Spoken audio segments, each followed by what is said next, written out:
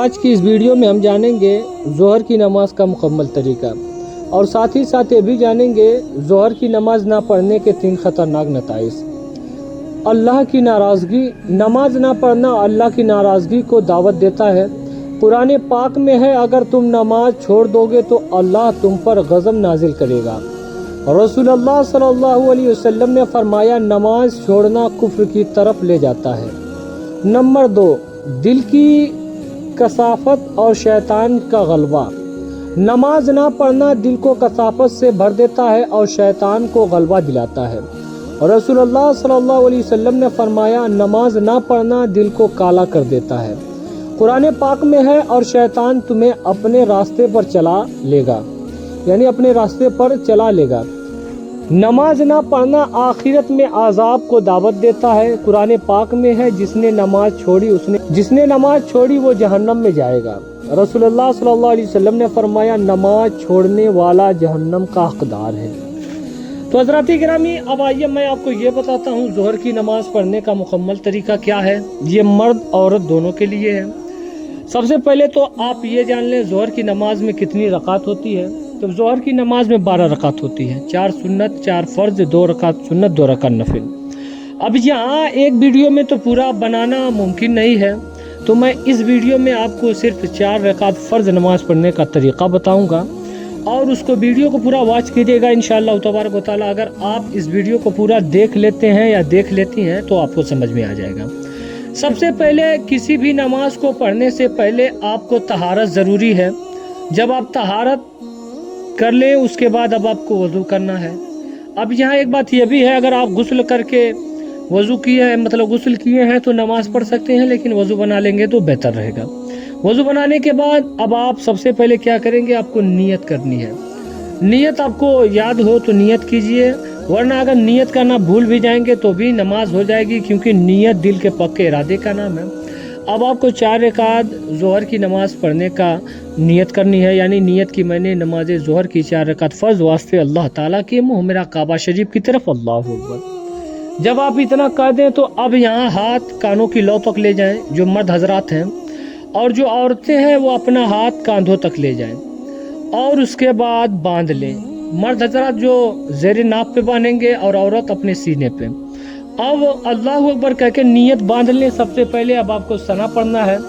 ثنا کس طریقے سے پڑھنا ہے میں آپ کو بتا دیتا ہوں۔ سبحانک اللہم و بحمدک و تبارک اسمک و تعالی جدک و لا الہ الا انت۔ اب اس کو پڑھنے کے بعد اب آپ کو اعوذ باللہ من الشیطان الرجیم بسم اللہ الرحمن الرحیم پڑھنا، یعنی توجہ تسمیہ۔ جب آپ اس کو پڑھ لیں گے تو آپ کو کیا کرنا ہے، اب سورہ فاتحہ پڑھنا ہے۔ سورہ فاتحہ پڑھنے کے بعد پھر کوئی سورت ملانی ہے۔ مثال کے طور پر آپ علم تر کیفہ پڑھ لیں۔ اس کے بعد اب اللہ اکبر کہتے ہوئے رکوع میں جائیں گے۔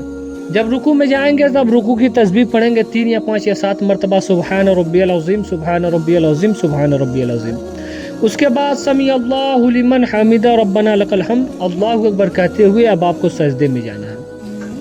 آپ جب سجدے میں جائیں گے تو یہاں ایک بات اور یاد رہے کہ سجدے میں مرد حضرات جو ہوں گے ان کے ہاتھ اٹھا رہے گا اور عورتوں کا ہاتھ زمینوں سے لگا رہے گا، زمین سے یعنی لگا رہے گا۔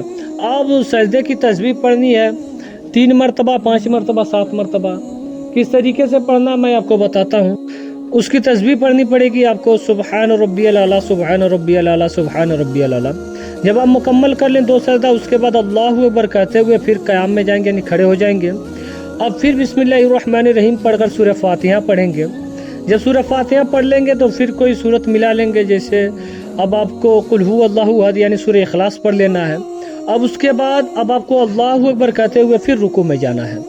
آپ جب رکوع میں جائیں تو رکوع کی تسبیح پڑھیں سبحان ربی العظیم، سبحان ربی العظیم، سبحان ربی العظیم۔ اب یہاں مرد حضرات کی جو پیٹھ ہوگی ایک دم سیدھی رہے گی، عورتوں کی نہیں رہے گی۔ اس کے بعد پھر سمیع اللہ لمن حمدہ ربنا لک الحمد، اللہ اکبر کہتے ہوئے پھر سجدے میں جائیں گے۔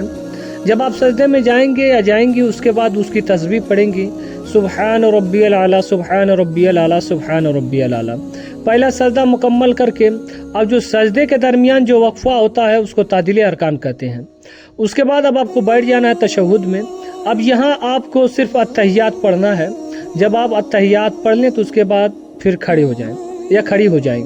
उसके बाद अब यहाँ सिर्फ आपको एक सूरत है यानी सूरह फातिहा ही पढ़नी है बिस्मिल्लाहिर्रहमानिर्रहीम पढ़कर। तीसरी रकात भी इसी तरीके से मुकम्मल कर देनी है। चौथी रकात में भी सूरह फातिहा पढ़कर रुकू कर लेना है, उसके बाद सजदा कर लेना है, फिर तशहुद में बढ़ जाना है। अब यहाँ पर आपको अत्तहियात पढ़ना है। अत्तहियात पढ़ने के बाद दुरूद इब्राहिमी पढ़ना है। दुरूद इब्राहिमी पढ़ने के बाद आपको दुआ मसूरा पढ़ना है। उसके बाद सीधे जानिब सलाम फेर देना है, फिर उल्टे जानिब सलाम फेर देना है। ये ज़ोहर की 4 रकात नमाज फ़र्ज़ पढ़ने का तरीक़ा था। अगर आपको किसी भी तरीके का सवाल पूछना हो, कोई भी आपके दिमाग में डाउट हो, तो आप कमेंट कर सकते हैं। इंशाअल्लाह तबारक व तआला उसकी पूरी तहकीक करके बताया जाएगा। अगर आपको लगता है मेरे बोलने में किसी किस्म की गलती हुई हो तो अपना छोटा भाई समझकर हमारी इस्लाह कर सकते हैं। इंशाअल्लाह तबारक व तआला अगर आपकी बात दुरुस्त होगी तो मैं उस पर मुत्तफिक रहूँगा और आपकी बात मान लूँगा।